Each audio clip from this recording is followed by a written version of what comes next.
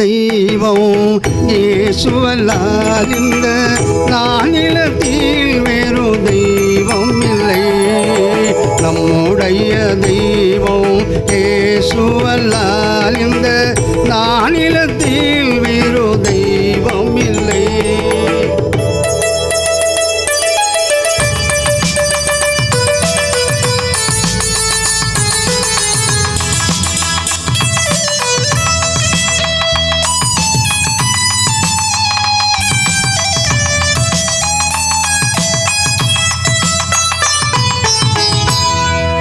கர்த்தரை தெய்வமாய் கொண்ட ஜனம் பாக்கியமுள்ளது எனப்படுமா.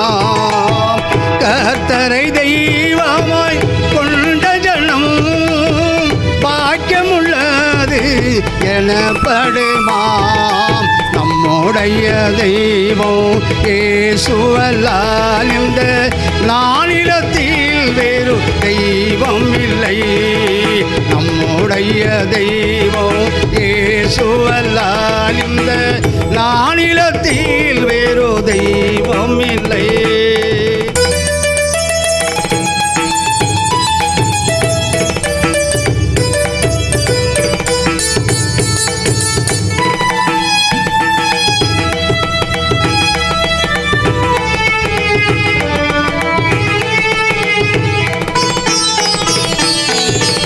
கற்சிலை பேசுமோ வாய் திறந்து நம் கர்த்தர் இயேசு என்றும் ஜீவிக்கிறார். கற்சிலை பேசுமோ வாய் திறந்து நம் கர்த்தர் இயேசு என்றும் ஜீவிக்கிறார். நம்முடைய தெய்வம் இயேசுவல்லால் இந்த நானிலத்தில் வேறு தெய்வம் இல்லை. நம்முடைய தெய்வம் இயேசுவல்லால் இந்த நானிலத்தில் வேறு தெய்வம் இல்லை.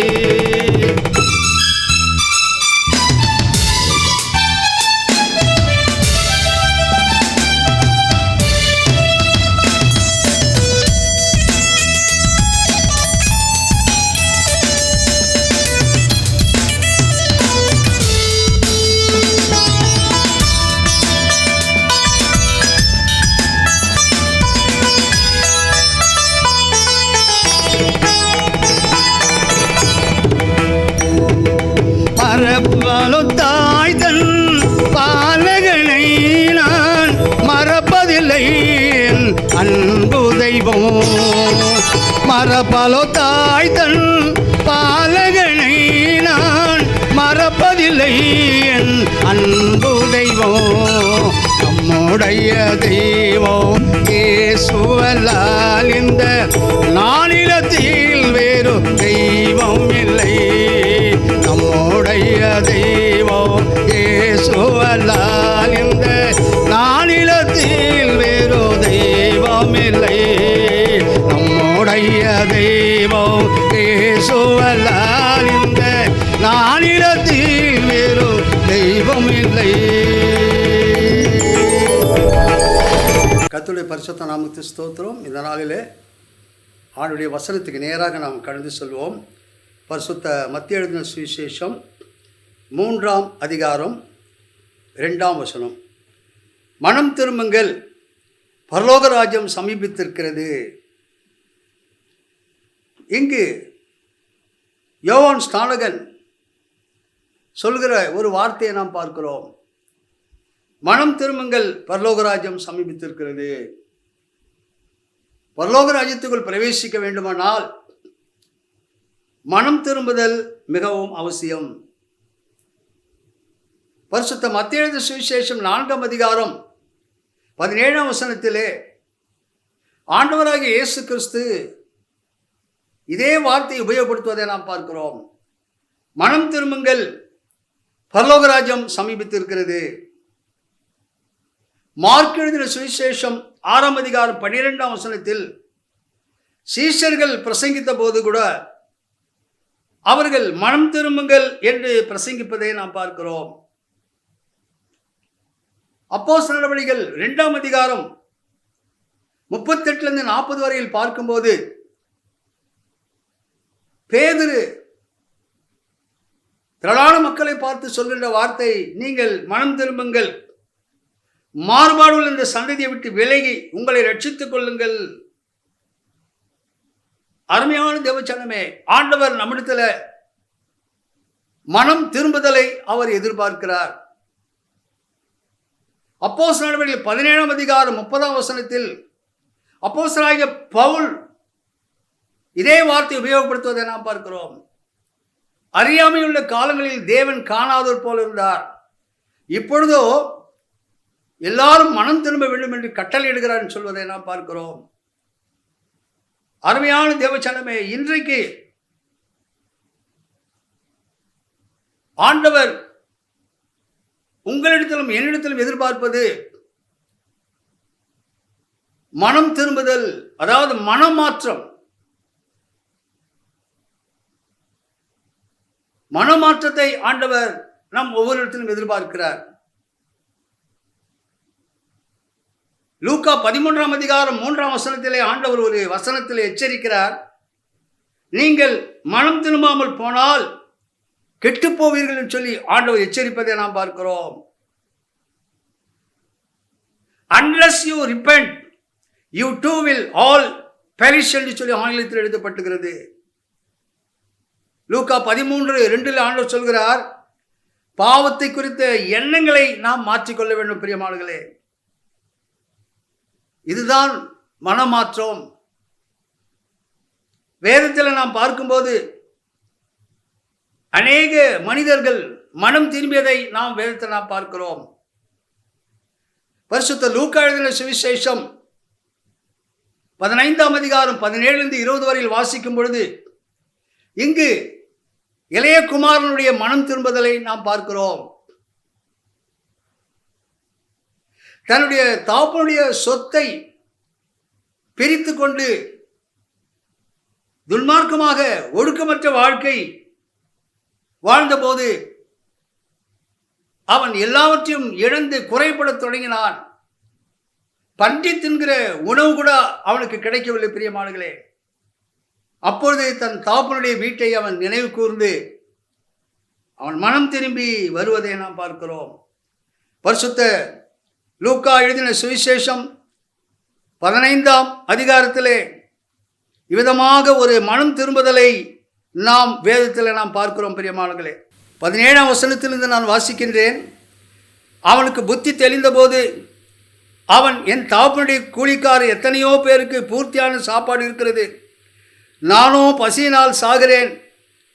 நான் எழுந்து என் தகப்பனத்திற்கு போய், தகப்பனே, பரத்துக்கு விரோதமாக உமக்கு முன்பாகவும் பாவம் செய்தேன், இனிமேல் உம்முடைய குமாரன் என்று சொல்லப்படுவதற்கு நான் பார்த்தன் அல்ல, உம்முடைய கூலிக்காரில் ஒருவனாக என்னை வைத்துக் கொள்ளும் என்பேன் என்று சொல்லி எழுந்து புறப்பட்டு தன் தகப்பனத்தில் வந்தான். அவன் தூரத்தில் வரும்போதே அவனுடைய தகப்பன் அவனை கண்டு மனதுருகி ஓடி அவன் கழுத்தை கட்டிக்கொண்டு அவனை முத்தம் செய்தான். குமாரன் தகப்பனை நோக்கி, தகப்பனே, பரத்துக்கு விரோதமாக உமக்கு முன்பாகவும் பாவம் செய்தேன், இனிமேல் உம்முடைய குமாரன் என்று சொல்லப்படுவதற்கு நான் பார்த்தன் அல்ல என்று சொன்னான். அருமையான தேவச்சனமே, இங்கு இளைய குமாரனுடைய உண்மையான மனம் திரும்புதலை நாம் பார்க்கிறோம். பிரியமானவர்களே, அப்படியாக அவன் மனம் திரும்பின போது அங்கு என்ன நடக்கிறது? பிரியமானவர்களே, லூக்கா 15ஆம் அதிகாரம் 22-24 வரையில் வாசித்து பாருங்கள். மனம் திரும்பின இளைய குமாரனுக்கு தன் தகப்பன் உயர்ந்த வஸ்திரத்தை உடுத்திப்பதை நாம் பார்க்கிறோம். கைக்கு மோதிரத்தை கொடுப்பதை நாம் பார்க்கிறோம். கால்களுக்கு பாதரட்சியை அணிவிப்பதை நாம் பார்க்கிறோம். ரட்சிப்பின் வஸ்திரத்தை அந்த இளையகுமாரன் பெற்றுக்கொள்கிறான். சமாதானம் என்ற பாதரட்சியை பெற்றுக்கொள்கிறான். மோதிரம் என்ற அதிகாரத்தை அவன் பெற்றுக்கொள்வதை நாம் பார்க்கிறோம். இதுவரையில் அவன் அதிகாரம் இல்லாதவனாக காணப்பட்டான், அடிமை வாழ்வு. ஆனால் மனம் திரும்பி வரும்போது ஆண்டவர் அவனுக்கு கொடுக்கின்ற ஆசீர்வாதம், ரட்சிப்பின் ஆசீர்வாதத்தை கொடுக்கிறார், சமாதானத்தை கொடுக்கின்றார், ஒரு அதிகாரத்தை கொடுக்கின்றார். ஆமென், அல்லேலூயா. இந்த நாளிலே ஆண்டவருடைய வார்த்தையை கேட்டுக்கொண்டிருக்கிறேன் அன்பு வாலிப சகோதரனே, உன்னுடைய வாழ்க்கையில இளையகுமாரனை போல் தூரம் போய் கொண்டிருக்கிறாயா? தன் தகப்பனுடைய அன்பை விட்டு, தாயின் அன்பை விட்டு இந்த நாளிலே தூரம் போய் கொண்டிருக்கிற உன்னோடு கூட தான் ஆண்டவர் பேசுகிறார். இளையகுமாரன் மனம் திரும்பி வந்ததை போல் நீ மனம் திரும்பி வருவாயானால் ஆண்டவர் உன்னை ஆசீர்வதித்து உயர்த்துவார். ஆமென். அல்லேலூயா. யோவான் 6:37 ஆண்டவராகிய இயேசு கிறிஸ்து சொல்கிறார், என்னிடத்தில் வருகிறவனை நான் புறம்பே தள்ளுவதில்லை என்று சொல்லி ஆண்டவர் சொல்கிறார். ஆண்டவருடைய வார்த்தையை கேட்டுக்கொண்டிருக்கிற என் அன்பு வாலிப சகோதரனே, உலகத்தின் மாய்க்கு பின்னால் சென்று கொண்டிருக்கிறவனே, மனம் திரும்பி வா என்று சொல்லி ஆண்டவர் உன்னை அழைக்கின்றார்.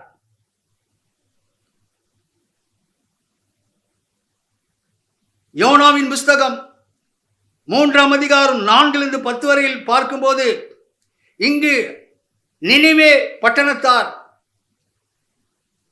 ஆண்டி முதல் அரசன் வரையில் மனம் திரும்புவதை நாம் பார்க்கிறோம்.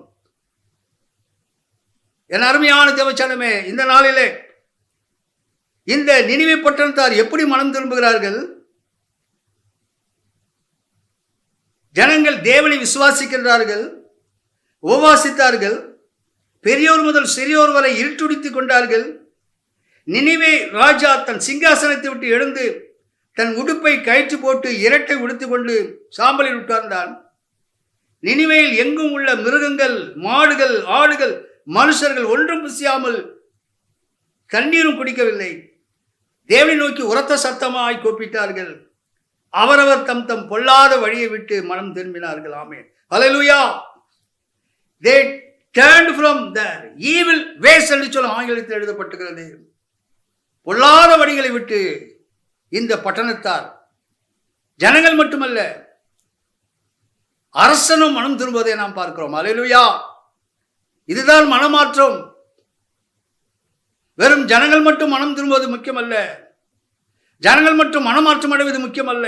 யோனாவின் புஸ்தகத்தை நாம் பார்க்கும்போது அரசன் கூட மனம் திரும்புவதை நாம் பார்க்கிறோம். இந்த நாளிலே ஆண்டவரோடு பேசுகிறார்.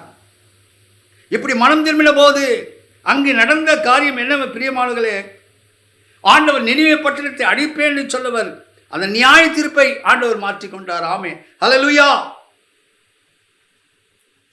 இந்த நாளிலே ஆண்டவர் உங்களோடு பேசிக் கொண்டிருக்கிறார். மனம் திரும்பின இளையகுமாரனுக்கு உயர்ந்த வஸ்திரம், மோதிரம், அதிகாரம் கிடைத்தது.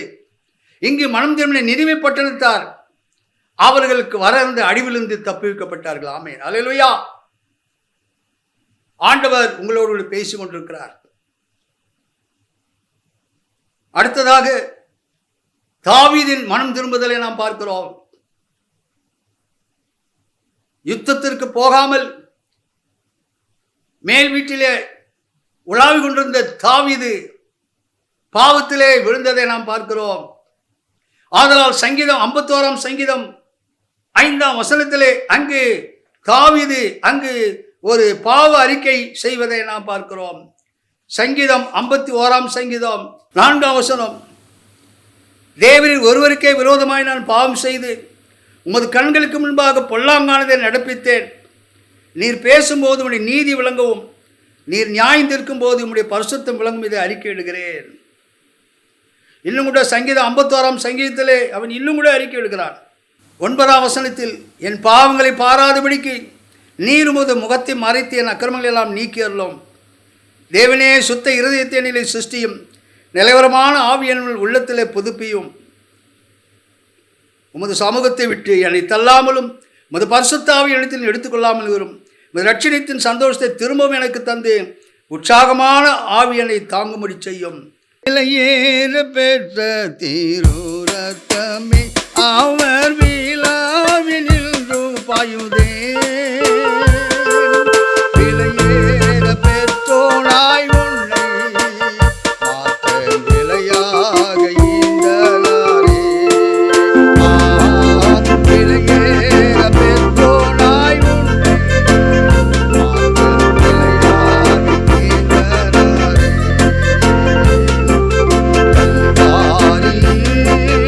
கருணை காயங்களில்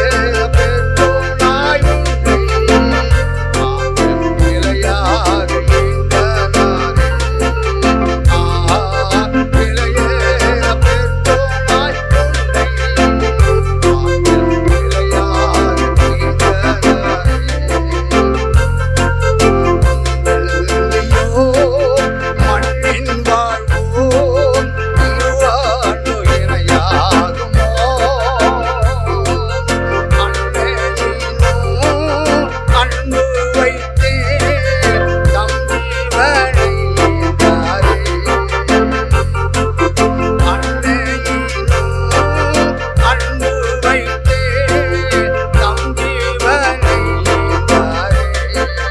விலையேற பெற்ற திருரத்தமே அவர் விழாவினின்று பாயுதே. விலையேற பெற்றோனாய் உன்னை காக்கும் விலையாக ஈந்தனாரே. விலையேற பெற்றோனாய் உன்னை காக்கும் விலையாக ஈந்தனாரே. சிந்தையிலே பாரங்களும் நிந்தைகள் ஏற்றவராய் தொங்குகிறார் பாதகன் போல் மங்க வாழ்வழிக்கவே. தொங்குகிறார் பாதகன் போல் மங்க வாழ்வழிக்கவே. விலையேற பெற்ற திருரத்தமே அவர் விழாவினின்று பாயுதே. விலையேற பெற்றோனாய் உன்னை காக்கும் விலையாக ஈந்தனாரே. விலையேற பெற்றோனாய் உன்னை காக்கும் விலையாக ஈந்தனாரே. எனக்காய் கல்வாரியில் இந்த பாடுகள் பட்டி தந்தையிலே உம் அன்பினையே சிந்தித்தே சேவை செய்வேன். தந்தையிலே உம் அன்பினையே சிந்தித்தே சேவை செய்வேன்.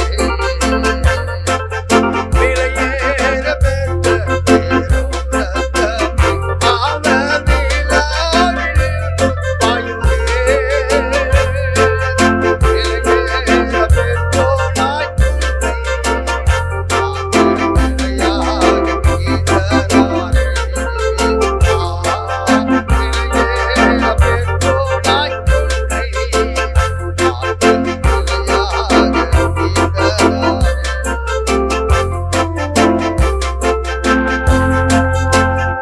அருமையான தேவச்சனமே, தாவீது மனம் திரும்புவதை நாம் பார்க்கிறோம். இவனு கூட ஒரு சாதாரண மனிதன் அல்ல, அரசன். அங்கே நினிவே பட்டணத்து அரசன் மனம் திரும்புகிறார். இங்கு தாவீது அரசன் மனம் திரும்புவதை நாம் பார்க்கிறோம். இந்த நாளிலே ஆண்டவர் உங்களோடு பேசுகிறார். நம்முடைய வாழ்க்கையிலே நாம் எப்பொழுது நாம் மனம் திரும்பும்போதுதான் நமக்கு ஆண்டவர் ரட்சிப்பின் சந்தோஷத்தை நமக்கு வைத்திருக்கிறார். பிரியமானங்களே, அடுத்ததாக ஒரு தனி மனிதனுடைய மனம் திரும்புதலை நாம் பார்க்கிறோம். ஆகாப் ராஜாவின் மனம் திரும்புதல். இந்த ஆகாப் ராஜாவினுடைய ஆரம்ப வாழ்க்கை, பிரியமானவர்களே, 1 ராஜாக்கள் 21 அதிகாரம் 19 வசனத்தில் நாபோத்தை கொலை செய்தவன், நாபோத்தின் திராட்சை தோட்டத்தை எடுத்துக்கொண்டவன். 1 ராஜாக்கள் 21:25 சொல்கிறது, தன் மனைவி ஏசேபேல் பேச்சை கேட்டு கர்த்தரின் பார்வைக்கு பொல்லாப்பானதை செய்தான்னு சொல்லி பார்க்கிறோம். இப்படிப்பட்ட மனிதன் ஆகாப், இவனு கூட ஒரு ராஜா தான். இவனு கூட மனம் திரும்புவதை நாம் பார்க்கிறோம். 1 ராஜாக்கள் 21:27 நாம் இதை பார்க்கிறோம். தன் வஸ்திரங்களை கிழித்து கொண்டான், இரட்டை போர்த்து கொண்டான், உபவாசம் பண்ணினான், இருட்டிலே படுத்து கொண்டான், தாழ்மையாக நடந்து கொண்டான். ஆமென், அல்லேலூயா. இந்த நாளில் ஆண்டவங்களோடு பேசுகிறார். இவனுடைய தாழ்மையை குறித்து ஆண்டவர் 1 ராஜாக்கள் 21 அதிகாரம் 29 சொல்கின்றார், ஆகாப் எனக்கு முன்பாக தன்னை தாழ்த்தினான் என்பதை ஆண்டவர் அங்கு குறிப்பிடுவதை நாம் பார்க்கிறோம். தாழ்மையான மனம் திரும்புதல், பிரியமானவர்களே, மாய்மால மனம் திரும்புதல் அல்ல. வேதத்தை நாம் பார்க்கும்போது ஆங்கிலத்தில் எழுதப்பட்டுகிறது அவனுடைய தாழ்மையை குறித்து. தமிழில் தாழ்மை என்று எழுதப்பட்டுகிறது. ஆங்கிலத்தில் கிங் ஜேம்ஸ் பைபிளில் சாஃப்ட்லி என்று சொல்லி எழுதப்பட்டுகிறது. நியூ இன்டர்நேஷனல் பைபிளில் மீக்லி சாந்தம் என்று எழுதப்பட்டுகிறது. தி லிவிங் பைபிளில் டீப் ஹியூமிலிட்டி என்று சொல்லி எழுதப்பட்டுகிறது. பாருங்க எப்படிப்பட்ட தாழ்மை இந்த அரசனுக்கு இருந்தது பிரியமானங்களே. இந்த நாளிலே ஆண்டவர் உங்களோடு பேசுகிறார். ஆகாபை போல மற்றவர்களின் இடங்களை அபகரித்து இருக்கிறாயா? நீதிமானை கொலை செய்திருக்கிறாயா? உன் மனைவியின் பேச்சை கேட்டு ஆகாபை போல் செயல்பட்டாயா? மனம் திரும்பு என்று சொல்லி ஆண்டவனோடு பேசிக் கொண்டிருக்கிறார். லூக்கா 18ஆம் அதிகாரத்தில் வாசிக்கும் போது இங்கு ஆயக்காரனுடைய மனம் திரும்பதை நாம் பார்க்கிறோம். 2 மனிதர்கள் ஆலயத்துக்கு சென்றார்கள். அதில் ஒரு மனிதன் மற்றவனை குற்றம் சாட்டி ஜெபிக்கின்றான். இன்னொரு மனிதன் ஆண்டவரே பாவியாகி என் மீது கிருபையாயிரும் என்று சொல்லி ஜெபித்த அந்த ஜெபத்தை ஆண்டவர் கேட்டு அவனை ரட்சிக்கிறதை நாம் பார்க்கிறோம். அருமையான தேவச்சனமே, வேதத்தில் நாம் பார்க்கும்போது தன்னைத்தான் உயர்த்துகிறவன் எவனும் தாழ்த்தப்படுவான், தன்னை தாழ்த்துகிறவன் உயர்த்தப்படுவான் சொல்லி ஆண்டவராய் இயேசு சொல்லியிருக்கின்றார். இந்த நாளிலே நம்முடைய ஜீவியம் எவ்விதமாக இருக்கிறது? நம்மை குறித்தே பெருமையாக நாம் பேசிக் கொண்டிருக்கிறோமா? ஆண்டவர் உங்களோடு பேசுகிறார் பிரியமானவர்களே. நாம் மனம் திரும்புவோம். ஆண்டவர் நம் ஒவ்வொருவரையும் ஆசீர்வதிப்பாராக. இந்த நாளிலே வேதத்தில் அநேகர் மனம் திரும்பியிருக்கிறார்கள். ஆனால் சுருக்கமாக 5 பேரை நான் உங்களுக்கு முன்பதாக வைத்தேன். முதலாவது இளையகுமாரன் மனம் திரும்பினான். 2வது நினிவே பட்டணத்து அரசன் முதல் ஆண்டி வரையில் மனம் திரும்பினார்கள். 3வது தாவீது ராஜா மனம் திரும்பினான். 4வது ஆகாப் ராஜா மனம் திரும்பினான். 5வது ஆயக்காரனுடைய மனம் திரும்புவதை நாம் பார்க்கிறோம். என் அருமையான தேவச்சனமே, மனம் திரும்பும் போது அநேக ஆசீர்வாதங்களை ஆண்டவர் நமக்கு வைத்திருக்கிறார். பேசுகிற என்னுடைய வாழ்க்கையிலும் கூட அரசியலிலே தீவிரமாக இருந்த வாலிபன். நான் ஏறி இறங்க சினிமா தியேட்டர் கிடையாது, எல்லா தியேட்டர்களிலும் ஏறி இறங்கி இருக்கின்றேன். ஆனால் இப்பொழுது அந்த தியேட்டர்கள் எல்லாம் அங்கதான் இருக்கின்றது. ஆனால் அதற்குள் நான் நுழைய முடியவில்லை. ஏனென்றால் இயேசு கிறிஸ்து என் வாழ்க்கையை மாற்றினார். அல்லேலூயா. 1977ஆம் ஆண்டு முதல் முறையாக சுவிசேஷத்தை நான் கேட்டேன். நீதிமொழிகள் 28:13ஆம் வசனத்தின்படி தன் பாவத்தை மறைக்கிறவன் வாழ்வே மாட்டான், அதை அறிக்கை செய்து விட்டு விடுகிறோ இரக்கம் பெறுவான் சொல்லி வேத வசனத்தை பேசிக் கொண்டிருந்தார் பிரசங்கியார். இந்த கூட்டத்தில் என் வாழ்க்கையை நான் ஒப்புக் கொடுத்தேன். ஆண்டவரே, நான் தெரிந்தோ தெரியாமல் செய்த குற்றங்களை மன்னியும் அப்பா, என் பாவத்தை மன்னியும் அப்பா என்று சொல்லி உண்மையாகவே ஆண்டவரத்திலே நான் மனம் திரும்பினேன். பெரியமானவர்களே, 27 வயதிலே என் ஆண்டவராக இயேசு கிறிஸ்துக்கு என் வாழ்க்கையை ஒப்பு கொடுத்தேன். கிட்டத்தட்ட 50 ஆண்டுகள் ஓடிவிட்டது. இதுவரையில் எந்த மாயைக்கு பின்னால் சென்று கொண்டிருந்தேனோ அந்த மாயை விட்டு வெளியே வரும்படியாக தேவன் கிருபை செய்தார். ஆமென். அல்லேலூயா. அருமையான தேவச்சனமே, ஆண்டவரிடத்திலே நாம் மனம் திரும்பும் போது ஆண்டவர் அநேக ஆசீர்வாதங்களை கொடுத்திருக்கிறார். வாடகை வீட்டில் குடியிருந்த எனக்கு சொந்த வீட்டை கொடுத்தார். என் பிள்ளைகளை திருமணத்தை ஆண்டவர் ஆசீர்வதித்தார். என்னுடைய கடன் பிரச்சனையிலிருந்து கடன் தொலைந்து விடுதலை கொடுத்தார். இதெல்லாம் உலக பிரகாரமான ஆசீர்வாதம். ஆனால் ஆண்டவரிடத்தில் நான் கேட்டேன், ஆண்டவரே, எனக்கு ஆவிக்குரிய ஆசீர்வாதங்களை தாரும் அப்பா, நான் உம்மை பற்றி இந்த உலகத்துக்கு சொல்ல வேண்டும் என்றபோது ஆண்டவர் எனக்கு அந்த பரிசுத்த ஆவியின் அபிஷேகத்தை எனக்கு தந்தள்ளினார். அல்லேலூயா. 1978ஆம் ஆண்டு ஜனவரி மாதம் 26ஆம் தேதி ஆண்டவராகிய இயேசு கிறிஸ்து பரிசுத்த ஆவியின் அபிஷேகத்தை என் மேல் ஊற்றினார். கிட்டத்தட்ட மணிக்கணக்காக அபிஷேகம் மீது இறங்கியது. என்னை அறியாமலே அந்நிய பாஷையில் பேச முடியாத தேவன் கிருபை செய்தார். அன்றிலிருந்து என் வாழ்க்கை மாறியது. பெரியமானவர்களே, என் நண்பர்கள் மாறினார்கள், நான் படித்த புஸ்தகம் மாறியது, என் சிந்தை மாறியது, என் நடை மாறியது, என் உடை மாறியது, என் பேச்சு மாறியது. இது எப்படி நடந்தது? ஆண்டவராகிய இயேசு கிறிஸ்துவனுடைய அருள், அவருடைய அபிஷேகம், எங்கு என் ஆவி உண்டோ அங்கு விடுதலை உண்டு சொன்னாரே, அந்த அபிஷேகம் என்னை மாற்றியது பிரியமானவர்களே.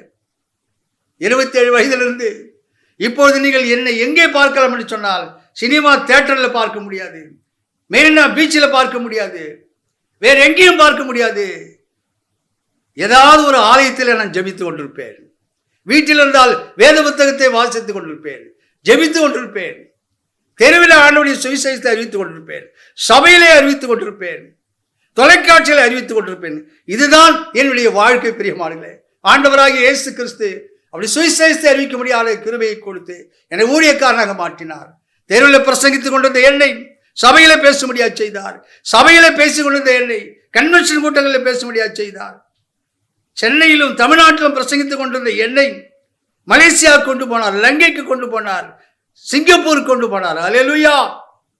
ஆண்டவரை நான் கேட்டேன், ஆண்டவரே, நான் பிரசங்கிப்பதை உலகம் முழுமையா இருக்க ஜனங்கள் பார்க்க வேண்டும் சொன்னபோது ஆண்டவர் எனக்கு தொலைக்காட்சி ஊழியத்தை கொடுத்தார். அல்லேலூயா. என் அருமையான தேவச்சனமே, இதெல்லாம் எப்பொழுது நடக்கும்? உண்மையாக மனம் திரும்பின போதுதான் ஆண்டவர் இந்த ஆசீர்வாதத்தை கொடுப்பார். வேதத்தில் நாம் பார்க்கும்போது மனம் திரும்பினால் கிடைக்கக்கூடிய ஆசீர்வாதங்கள் அநேகம் இருக்கிறது. உபாகம் 30ஆம் அதிகாரம் 8-9 வாசித்து பாருங்கள். மனம் திரும்பும் போது பரிபூர்ண ஆசீர்வாதம். மனம் திரும்பும் போது நெகோமியா 9:28 சொல்கிறார், சத்துருக்களின் கையிலிருந்து நம்மை ஆண்டவர் விடுதலை ஆக்குவார். மனம் திரும்பும் போது யோபின் புஸ்தகம் 22:23 சொல்கிறது, உன் வாழ்க்கை திரும்ப கட்டப்படும்.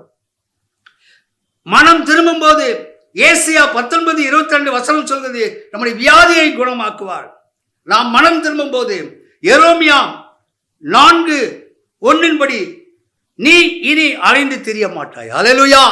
இப்படிப்பட்ட அநேக ஆசீர்வாதங்களை நாம் மனம் திரும்பும் போது ஆண்டவர் நமக்கு வைத்திருக்கிறார். நாம் கண்களை மூடி ஜெபம் செய்வோம்.